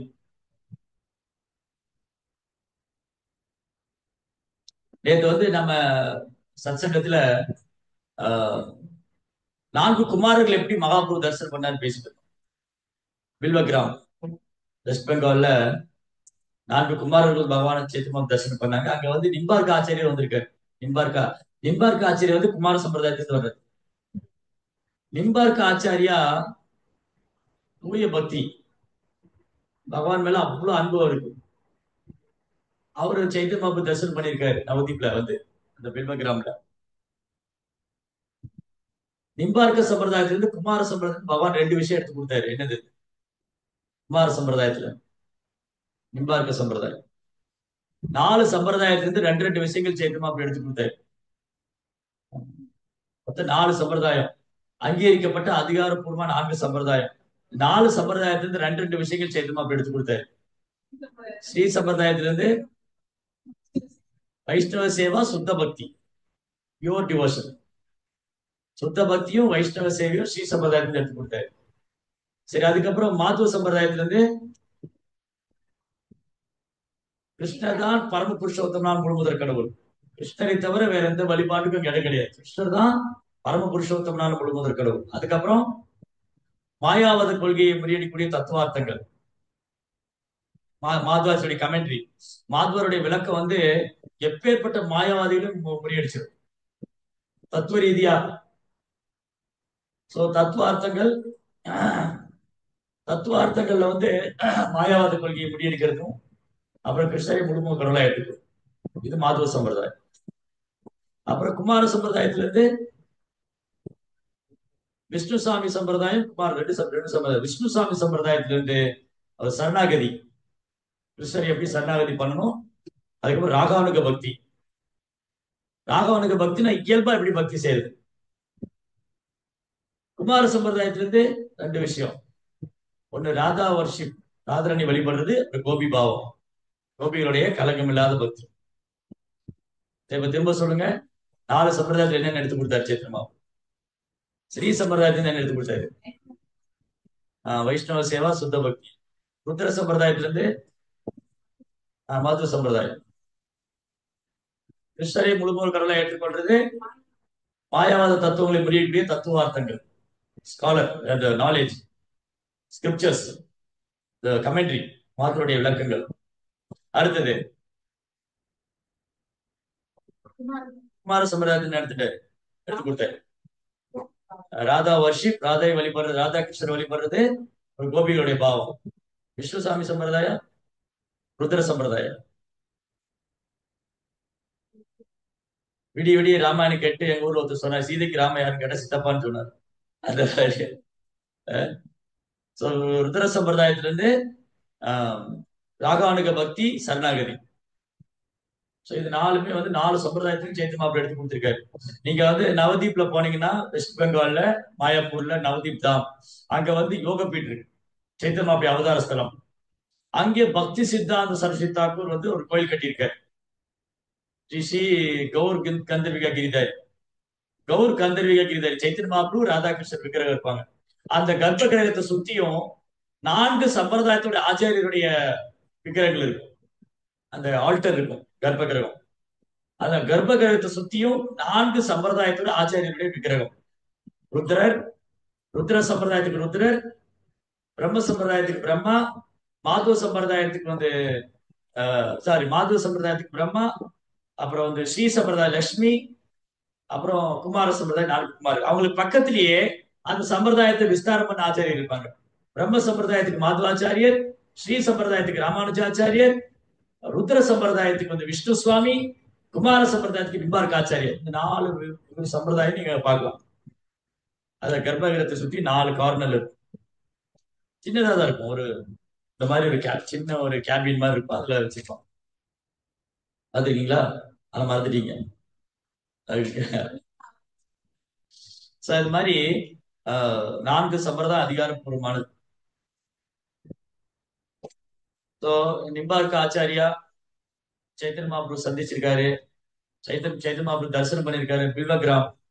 அங்க வந்து சைத்தன்ய மகாபிரபு தரிசனம் பண்ணி அவர்கிட்ட பிரார்த்தனை பண்ணி, அப்ப மகாபிரபு சொன்னாரு, நீங்க வந்து இது எப்ப நடந்தது? மகாபிரபு அவதாரத்துக்கு முன்னாடியே, மகாபிரபு இந்த பூமியில அவதரிக்கிறதுக்கு முன்னாடியே நிம்பார்க்க ஆச்சாரியர் வந்து சைத்தன்ய மகாபிரபு தரிசனம் பண்ணாரு. கலியுகத்துல அவருக்கு சைத்தன்ய மகாபிரபு அவதாரம் பண்ண போறாரு. அப்ப சொல்றாரு மகாபிரபு, நான் வந்து கலியுகத்துல இந்த நவதீப் தாம்ல அவதாரம் பண்ண போறேன் மாயாப்பூர்ல. அப்ப நீங்களும் இங்க வருவீங்க. நீங்க வந்து கேசவ காஷ்மீரிங்கிற பேர்ல வருவீங்க. சோ கேசவ காஷ்மீரியா வந்து ஒரு திக்விஜய் பண்டிட்டா வருவீங்க. நான் உங்களுக்கு கிருஷ்ண பக்தி கொடுப்பேன். கேசவ காஷ்மீர். கேசவ காஷ்மீர் யாரு? திக்விஜய் பண்டிட். அவர் திக்விஜய் பண்டிட்னா அந்த காலத்துல நிறைய பண்டிதர்கள்லாம் இருப்பாங்க. இந்த பண்டிதர்கள் என்ன பண்ணுவாங்க? பல இடங்கள்ல போய் தர்க்கம் பண்ணுவாங்க. தர்க்கம் பண்ணி ஜெயிச்சு எழுதி வாங்கிக்குவாங்க. நான் இந்த பண்டிதரை தோத்து போயிட்டேன். இந்த கேசவ காஷ்மீரி பல இடங்கள்ல போய் நிறைய பேர் ஜெயிச்சு ரொம்ப கர்வம் அவருக்கு. என்ன ஜெயிக்க யாருமே இல்ல, நான் பெரிய பண்டிதன், நான் புத்திசாலி அப்படின்னு பல இடங்களை சுத்திட்டு அவர் நவதீபத்தை பத்தி கேள்விப்பட்டிருந்தார். நவதீபம் வந்து ஒரு டைம்ல வெறும் பாண்டித்யம் உள்ளவங்களுக்கான இடம். பெரிய பண்டிதர்மார்கள் நவதீபத்துல படிக்க வருவாங்க. பெரிய பெரிய பண்டிதர்கள், பிராமணர்கள், வேத விற்பனர்கள், இவங்க எல்லாம் நவதீபத்துல படிக்க வருவாங்க. நவதீபம் பெரிய ஸ்காலர்லாம் இருக்கும். பெரிய பெரிய பண்டிதர்கள் இருந்த இடம். அப்ப கேசவ காஷ்மீரி கேள்விப்பட்டாரு நவதீபம் வந்து பெரிய பண்டித்தியம் உள்ள இடம். அங்க போய் அங்க இருக்கிறவங்க நான் ஜெயிச்சுட்டேன்னா என் புகழ் இன்னும் 3 உலகத்துக்கு பரவும், என் புகழ் எல்லா பக்கம் பரவிடும்னு கர்வத்தோட கேசவ காஷ்மீரி நவதீபத்துக்கு வர. நவதீபத்துல உள்ளவங்க நடுங்கிறாங்க. ஐயோ, கேசவ காஷ்மீரியா, அவர்கிட்ட யாருப்பா தர்க்கம் பண்ணுவா? அவர் பேசினா அவர் நாக்குல சரஸ்வதி இருந்து பேசுவாங்க. கேசவ காஷ்மீருடைய இஷ்ட தேவதை வந்து சரஸ்வதி. சரஸ்வதி யாரு? அப்புறம் பிரம்மவாடி மனைவி சரி சரஸ்வதி. கல்விக்கு தேவதை. சோ கேசவ காஷ்மீர் பேசினா கல்விக்கு அதிபதியான சரஸ்வதி அவங்க நாக்குல இருந்து பேசுறாங்க. யாரு ஜெயிக்க முடியும் அவரை? சரஸ்வதியுடைய முழு அனுகிரகம் பெற்றவர். என்ன பண்ணலாம்? நவதீபத்துல எல்லா பிராமணரும் ஒரு மீட்டிங் போட்டாங்க. என்ன பண்ணலாம் இப்போ? கேசவ காஷ்மீரோட யார் போய் பேசுவா? ஒண்ணு பண்ணலாம், நம்ம நிமாய் பண்டிதரை அனுப்பிச்சு விட்டுலாம். நிமாய் பண்டிதர் இப்ப சின்ன பையன் தானே, தோத்து போயிட்டா என்ன சொல்லலாம்? கேசவ காஷ்மீர் எங்க ஊர்ல வந்து ஒரு சின்ன பையன் தோத்து வச்சுட்டு போயிட்டாரு, ஜெயிச்சுட்டா பாருங்க எங்க ஊர்ல ஒரு சின்ன பையனே அவர் ஜெயிக்க முடியல. அதனால நிமாயை செலக்ட் பண்ணிட்டாரு. நிமாயை அனுப்பிச்சு விட்டுலாம். இந்த கேசவ காஷ்மீரி நவதீப் வந்திருக்காரு. நவதீப்ல வந்துட்டு அவருக்கு பெரிய படைகள்லாம் இருக்கு. பெரிய பெரிய சீடர்கள், ஆயிரக்கணக்கான சீடர்கள் யானையில எல்லாம் வந்து குதிரை மேல எல்லாம் பிரயாணம் பண்ணி வர்றாரு. பெரும் படை, ஊர்வலமா வருவார். கேசவ காஷ்மீர் வராருன்னா அந்த ஊர்ல பெரிய ஊர்வலமே நடக்கும். குந்துச்சி எல்லாம் மத்தளம் எல்லாம் முழங்கி அவருக்கு வேத மந்திரம் எல்லாம் பாராயணம் பண்ணி அவரை வரவேற்பாங்க. பட்டத்து யானை மேல உட்கார வச்சு பண்ணிட்டு வருவாங்க. அவர் வந்து நவதீப்ல வந்து தங்கியிருக்காரு. தங்கிட்டு சாயந்தரமா அப்படியே என்ன பண்ணாரு? கங்கை கரை ஓரமா நடந்து போறாரு. அங்க பார்த்தா அந்த கங்கை கரையில சூரியனை போல ஒருத்தர் பிரகாசிக்கிறார். சூரியனை போல தேஜஸ், கண்ணெல்லாம் அப்படி கூசுது. அப்படியே உருக்கிய பொன் நிறத்துல இருக்காரு. மஞ்சள் நிற ஆடை உடுத்தி இருக்காரு. அழகான சூழல் கூந்தல். ஆயிரக்கணக்கான பேர் ஒரு சுற்றி உட்கார்ந்து இருக்காரு. கேசவ காஷ்மீர் பாக்குறாரு, யாரா இவரு இவ்வளவு தேஜஸ்வியா இருக்காரு? யாரா இருக்கும் இவரு? கேசவ காஷ்மீர் பார்த்துட்டு இருக்கும் போது இமா எழுந்து வர்றாரு. இமா எழுந்து வந்து சாஷ்டாங்கம் நமஸ்காரம் பண்றாரு. ஓ பண்டிதரே, நீங்க எங்க இடத்துக்கு வந்து நாங்க செஞ்ச பாக்கியம். கேசவ காஷ்மீரி வந்து சொல்றாரு, புகழ்றாரு பகவான். பகவான் வந்து ஃபர்ஸ்ட் கேசவ காஷ்மீரி புகழ்றாரு. ஓ பண்டிதரே, உங்களை மாதிரி சிறந்த பாண்டித்யம் உள்ளவர் யாரும் கிடையாது. நீங்க வந்து எங்க இடத்துக்கு வந்து நாங்க செஞ்ச பாக்கியம். நீங்க யாரு? நீங்க கேசவ காஷ்மீர் யோசிக்கிறது யாரா இருக்கும்? நான் தான் நிமாய் பண்டிட். ஓ, நீங்க தான் வந்து நிமாய் பண்டிதரா? எஸ் எஸ், நான் தான் நிமாய் பண்டிட். ஒரு மனசுக்குள்ள நினைக்கிறேன், இவர் தான், இவரு கூட தான் நாளைக்கு தர்க்கம் பண்ண போறேன். சின்ன பையனா இருக்காரு. உடனே நிமாய் சொல்றாரு, நீங்க இங்க முன்னாடி இருக்கீங்க, நீங்க இங்க இருக்கிறது நாங்க செஞ்ச பாக்கியம். இந்த பக்கத்துல கங்கை ஓடிட்டு இருக்கு, கங்கையை பத்தி ஒரு பாட்டு பாடுங்களேன். கங்கையை பத்தி ஒரு பாட்டு பாடுங்க. நம்மள யாராவது கூப்பிட்டு ஒரு பேப்பர் கொடுத்து ஒரு பாட்டு எழுதுங்கன்னா என்ன ஆகும்? ஒரு வரி கூட எழுதுமா? அந்த அம்மா சினிமா பாட்டு தான் எழுதுவாங்க இல்லையா? நான் சொல்றேன், சினிமா பாட்டு தான் எழுதுவேன். ஒரு பேப்பர் பேனா கொடுத்து கிருஷ்ணா பற்றி ஒரு கவிதை எழுதுங்க, கிருஷ்ணா பற்றி ஒரு கவிதை எழுதுங்க அப்படின்னா நான் என்ன பண்ணுவேன்? கிருஷ்ணா கிருஷ்ணா எழுதி வச்சிருவேன், அவ்வளவுதான். கிருஷ்ணாவுடைய பேரே கவிதை தான் இருக்கு. ஃபுல்லா கிருஷ்ணா கிருஷ்ணா என்ன அந்த அளவுக்கு அறிவு இருக்கு. ஏன்னா பத்திட்டா நமக்கு அந்த அளவுக்கு பாயிண்ட்ல கவி எல்லாம் கிடையாது. அதனால நான் என்ன பண்ணுவேன்? எல்லா 4 வரியில கிருஷ்ணா கிருஷ்ணா கிருஷ்ணா எழுதி வச்சிருக்கேன். அவ்வளவுதான், எனக்கு தெரிஞ்சது அவ்வளவுதான். சோ கேஷவ் காஷ்மீர் சொல்றாங்க, நிமாய் வந்து நீங்க கங்கை பத்தி ஒரு பாட்டு பாடுங்க. அவ்வளவுதான். கேஷவ் காஷ்மீர் அப்படி கொஞ்சம் கர்வம் வந்துருது இந்த பையனுக்கு, நான் யாருன்னு காமிக்கணும். அப்படி பாடுறாரு கங்கையை பத்தி. 108 ஸ்லோகம், பிராக்சர் ஆஃப் செகண்ட்ல. இந்த மடை திறந்து விட்டா தண்ணி போகும்ல, சிலப்ப வெள்ளம் வரும்போது அணையை வந்து கட்டி வச்சு அடைச்சி வச்சிருப்பாங்க. அப்ப என்ன அனௌன்ஸ்மெண்ட் பண்ணுவாங்க, இந்த மாதிரி இங்க தண்ணி திறந்து விட போறோம், எல்லாம் இடம் மாறிக்கங்க. ஏன்னா அணை உடைச்சுக்கிட்டு போகும், கரையை உடைச்சுக்கிட்டு போகும். மடை மடை மடை திறந்து விட்டா மடை திறந்து வரும் அருவின்னு சொல்லுவாங்களே, மடை திறந்து வரும் நீர்.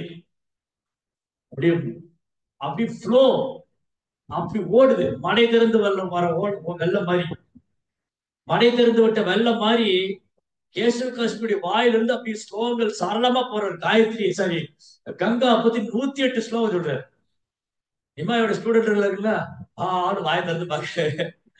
இமாயோட ஸ்டூடெண்ட் எல்லாம் வந்து வாயை திறந்து போய், என்னடா இந்த ஆளு கங்கையை பத்தி பாட சொன்னா ஒடி பொழுதுல 108 ஸ்லோகம் சொல்றாரு. மடை திறந்து போற வெள்ளம் மாதிரி. இமாய் அப்ரிஷியேட் பண்ணார். Very good, very good, super. ஓ கேசவ காஷ்மீரி, உங்களை மாதிரி யாருமே இப்படி பாட முடியாதுன்னு. எவ்வளவு அழகா பாடுனீங்க. இப்ப பாடல எவ்வளவு இலக்கண நயனம் இருந்தது. எப்படி எல்லாம் பாண்டீங்க நீங்க. சரஸ்வதி வந்து உங்க நாக்குல குடியிருக்காரு, உண்மைதான். சரஸ்வதி உங்க நாக்குல குடியிருக்காரு, உண்மைதான் அது. ஆனா பாருங்க, உங்க பாட்டுல பிழை இருக்குன்னு, சில இடங்கள்ல பிழை இருக்குன்னு. அவ்வளவுதான், கேசவ காஷ்மீருக்கு தூக்கி வாரி போட்டுச்சு. நான் இவ்வளவு வேகமா ஸ்லோகம் சொன்னேன், இந்த சின்ன பையன் பிழை இருக்குங்கிறான். என் பாட்டில் பிழையா? எங்க பிழை இருக்கு? உன்னால எப்படி கண்டுபிடிக்க முடிச்சது? அப்ப நிமாய் சொல்லுவாரு, நீங்க வந்து ஸ்லோகம் நல்லா சொல்லுவீங்க, நான் ரொம்ப மெமரி கெப்பாசிட்டி அதிகம் எனக்கு. ஸ்ருதி தாரான்னு பேரு. ஸ்ருதி தாரா அப்படின்னா, ஸ்ருதி தாரா வேதங்களை கிரகிக்கூடிய ஆற்றல். மகாபிரபு வந்து ஒரு தடவை கேட்டா புரிஞ்சுக்குவாரு, ஆனா பல தடவை கேட்டாலும் மண்டையில ஏற மாதிரி. சோ மகாபிரபு சொன்னாரு, எனக்கு வந்து ஒரு இது இருக்கு, நீங்க ஒரு தடவை சொன்னா நான் புரிஞ்சுக்குவேன், எவ்வளவு வேகமா சொன்னா நான் புரிஞ்சுக்குவேன். சரி, பாட்டுல என்ன பிழை? நிறைய இடத்துல பிழை இருக்கு, அது நான் நிறைய சொல்ல விரும்பல. ஒண்ணே ஒண்ணு வேணா சொல்றேன். ஒரு ஒரு மிஸ்டேக். பவானி பர்த்தா என்னது? பவானின்னு சொன்னாலே சிவபெருமானுடைய மனைவி தான். அதாவது பார்வதிக்கு இன்னொரு பேர் பவானி. பவானினா சிவபெருமானுடைய மனைவி. ஆனா பவானி பர்த்தான்னு சொல்ல வேண்டிய அவசியமே இல்லையே. அது நீங்க சொல்லியிருக்கீங்க, அது தப்பான அர்த்தம், அது தேவையில்லை. பர்த்தானா கணவர், பவானி பர்த்தானா சிவபெருமானுடைய மனைவியோடைய கணவர். எதுக்கு இப்படி சுத்தி வளைக்கணும்? பவானினாலே சிவபெருமானுடைய மனைவின்னு ஆயிடுச்சு, அதுல இருந்து பவானி பர்த்தான்னு வேண்டி இருக்கு. கேசவ் காஷ்மீரி பிரமிச்சு போயிட்டாரு. சரி சரி, ஒண்ணும் குழப்படைய வேண்டாம். இந்த பசங்க எல்லாம் சிரிக்கிறாங்க, நிமாயோட ஃப்ரெண்ட்ஸ் எல்லாம். பாத்தியானா இந்த பண்டிதர் மாட்டிக்கிட்டார் நிமாய் கிட்ட அப்படின்னு. நிமாய் சொல்ல, நோ நோ நோ, ஜோக் பண்ணக்கூடாது, பேசாம இருக்கு, அவங்க பெரியவங்க. சரி ஒண்ணும் இல்ல, நீங்க குழப்பம்லாம் அடைய வேண்டாம், நீங்க போங்க, நாளைக்கு நம்ம காலையில பார்க்கலாம், நேரம் ஆயிடுச்சு, நீங்க போய் ஓய்வு எடுத்துக்கோங்க, காலையில பார்க்கலாம். சும்மா காத்து வாங்கலான்னு போனாரு கேசவ காஷ்மீரி. இப்ப தூக்கம் வர மாட்டேங்குது. வீட்டுல வந்து அழறாரு. வீட்டுல வந்து அழுதுட்டு சரஸ்வதிட்ட பிரார்த்தனை, சரஸ்வதி மாதா, என்னை இப்படி அவமானப்படுத்திட்டே நீ, ஒரு சின்ன பையன்ட்ட போய் என்ன தோல்க்க வச்சிட்டியே, என்னை இப்படி தலைகுனிய வச்சிட்டியே நீ அப்படின்னு அழற. அழுது அழுது சாப்பிடாம அப்படி படுத்திருக்கு கேசவ காஷ்மீரி. அப்போ சரஸ்வதி வந்து பேசுறாங்க, கேசவா, ஏந்திரு ஏந்திரு, என்ன பிரச்சனை உனக்கு? இல்ல நீ வந்து அந்த சின்ன பையன்ட்ட போய் என்ன தோல்பிச்சிட்டு நீ, அது சின்ன பையன் இல்ல, அவர் சாதாரண மனிதர் அல்ல, அவரு அவர் பரம புருஷோத்தமனான முழுமுதற் கடவுள், எனக்கு பிரபு, நான் வழிபடும் பகவான் அவரு. கிருஷ்ணர் தான் சைதன்ய மகாபிரபு வந்திருக்காரு. சோ எனக்கு அறிவு எங்கிருந்து வருது? சரஸ்வதிக்கு நாலேஜ் யாரு கொடுக்குறா? பகவான் கொடுக்குறாரு. ஞானானந்தமயம் தேவம் நிர்மலம் பரிகாகிதம் ஆதாரம் சர்வ வித்யானா. எல்லா வித்தியதுக்கு ஆதாரம் யாரு? ஹயக்ரீவம் பாஷ்தா, ஹயக்ரீவ சுவாமி. ஹயக்ரீவர் தான் அறிவின் பர்சானிபிகேஷன். ஆதாரம் சர்வ வித்யானா. சோ கிருஷ்ணா தான் அறிவின் அரசன். அதனால சரஸ்வதி சொன்னாங்க, அது சாதாரண பையன் இல்லப்பா, அவர் முழுமுதற் கடவுளே. நான் இவ்வளவு நேரம் உனக்கு அனுகிரகம் பண்ணல, அது உண்மையான அனுகிரகம் இல்ல. நான் இவ்வளவு நாள் உனக்கு அனுகிரகம் பண்ண நினைச்சிட்டு இருக்கீல்ல, அது உண்மையான அனுகிரகம் இல்ல. இப்பதான் உனக்கு அனுகிரகம் பண்றேன். நீ காலையில எழுந்திரிச்சு போய் அவர் பாதத்துல விழுந்துருண்டு. நீ காலையில எழுந்திரிச்சு போய் நிமாவுடைய பாதத்துல சரணாகதி பண்ணிடு. கேசவா எந்திரிச்சது கனவா நினைவா உண்மையா அப்படி கண்ணெல்லாம் கண்ணீர் அவருக்கு. காலையில எழுந்திரிச்சு ஓடுற, கங்கையில குளிச்சுட்டு ஓடுற. அங்க கங்கை கரையில நிமாய் உட்கார்ந்துட்டு இருக்கு. போய் சாஷ்டாங்கம் நமஸ்காரம் பண்ணாங்க, வந்து பிரார்த்தனை செய்யறாரு. ஓ பிரபு, மகா பிரபு, யாரும் தெரியாம நான் உங்களுக்கு தவறா புரிஞ்சுக்கிட்டேன், என்ன மன்னிச்சிருக்கேன். பகவான் பேசுறாரு. ஓ கேசவா, இந்த படிச்சவங்களுக்கு எதுக்கு இவ்வளவு கர்வம்? தேவையில்லையே. படிச்சவன்னா அடையாளம் என்னன்னா பணிவு தான் படிச்சவனுக்கான அடையாளம். வித்யா வினய சம்பந்தே பிராமணே கவிகஸ்தினி சுனி செய்வ சபாகைச்ச பண்டிதா சமதர்ஷினா. ஒரு கற்றறிந்த தன்னடக்கமுள்ள சாது. கற்றறிந்தவன் என்றால் தன்னடக்கம் உள்ளவன். ஆனா உங்ககிட்ட அது இல்லையே. இந்த மாதிரி கர்வம் கொள்ளக்கூடாது. ஏன் நீ கர்வம்? எதுக்கு இவ்வளவு யானை குதிரை எல்லாம் உனக்கு? சிம்பிளாரு, ரொம்ப எளிமையாரு. ஹரே கிருஷ்ணா மந்திரம் சொல்லு. ஹரே கிருஷ்ணா கிருஷ்ண கிருஷ்ணா ஹரே ஹரே, ஹரே ராம் ராம ராம் ஹரே ஹரே. மகாபிரபு வந்து அவருக்கு தீட்சை கொடுத்து அவர் நாம ஜபிக்க வைக்கிறார். அன்னிலிருந்து கேசவர் வந்து எல்லா இது அகங்காரத்தையும் விட்டுட்டு, கர்வத்தை விட்டுட்டு அவர் தூய பக்தராரு. சோ மகாபிரபு நினைச்சிருந்தா, மகாபிரபு நினைச்சிருந்தா என்ன பண்ணிருக்கலாம்? கேசவ காஷ்மீரிய சபையில கூப்பிட்டு வச்சு அவமானப்படுத்திருக்கலாம். பட் மகாபிரபுடைய நோக்கம் அதுவா? கேசவ காஷ்மீரி அவமானப்படுத்துறது மகாபிரபு நோக்கம் இல்ல, அவருக்கு கருணை கொடுக்கறதா மகாபிரபு நோக்கம். இதுதான் மகாபிரபு. நம்ம என்ன பண்ணுவோம்? நம்ம ரொம்ப புத்திசாலியா இருந்தா ஒருத்தர் கூட்டு சபையில வச்சு அவமானப்படுத்திடுவோம். பாத்தியா, உன்னோட நான் எவ்வளவு பெரிய புத்திசாலி. அந்த மகாபுரம் என்ன பண்ணாரு? கேசவருடைய அகங்காரத்தை போக்குனாரு, அவனுக்கு வலிக்காம போக்குனாரு. கேசவ காஷ்மீருக்கு அகங்காரம் இருந்தது, அதை வந்து ஒரு தனி இடத்துல கூட்டிட்டு வந்து அகங்காரத்தை உடைச்சிட்டாரு. ஒண்ணும் இல்லைன்னு ஆக்கிட்டாரு. இதுதான் மகாபுருடைய கருணை. மகாபுருடைய நோக்கம் வந்து கேசவ காஷ்மீரி அவமானப்படுத்தணும் இல்ல, கேசவ காஷ்மீருக்கு அனுகிரகம் பண்ணணும். அதுதான் சைத்தன்ய மகாபுரு. சோ சைத்தன்யம் அப்படியே ஃபாலோவர்ஸ் அப்படிதான் இருக்கணும். வீண் அகங்காரம் கர்வம் அகந்தை கொள்ளக்கூடாது. நான் பக்தி சாஸ்திரி முடிச்சிட்டேன், பக்தி விவேகம் முடிச்சிட்டேன், நான் பிரச்சாரம் பண்றேன், எனக்கு 2 கொம்பெல்லாம் வந்துருச்சுனோ. நம்ம எப்பவுமே பகவானுடைய சேவகனுடைய சேவகனா இருக்கும். இந்த கர்வத்துக்கு இடம் கொடுக்கவே கூடாது. சைத்தன்ய எவ்வளவு பணிவா நடந்துகிட்டாரு கேசவ காஷ்மீர். கேசவ காஷ்மீருக்கு தன்னுடைய காரணம் மற்றும் கருணை கொடுத்தார். இந்த மாதிரி மகாபுருடைய வாழ்க்கையில் நமக்கு நிறைய பாடம்லாம் இருக்கு. லைஃப் லாங் மகாபுரு லைஃப் ஃபுல்லா டீச்சிங் தான். சைதன்ய மகாபுரின் போதனைகளே தனியா ஒரு புத்தகம் போட்டுருக்காரு, teaching of Lord Chaitanya. Chaitanya மகாபுரிய போதனைகள் என்ன? அதனால சைத்தன்ய சரித்த அமிர்தம், சைத்தன்ய மகாபுரிய சரித்திரம் அமிர்தம். இது அடுத்து வரக்கூடிய சத்சங்கத்துல நம்ம தொடர்ந்து பார்க்கலாம். ஹரே கிருஷ்ணா. ரந்திரா ஸ்ரீமத் பாகவதம் கி ஜெய், ஸ்ரீல பிரபுபாத் கி ஜெய். ஓகே.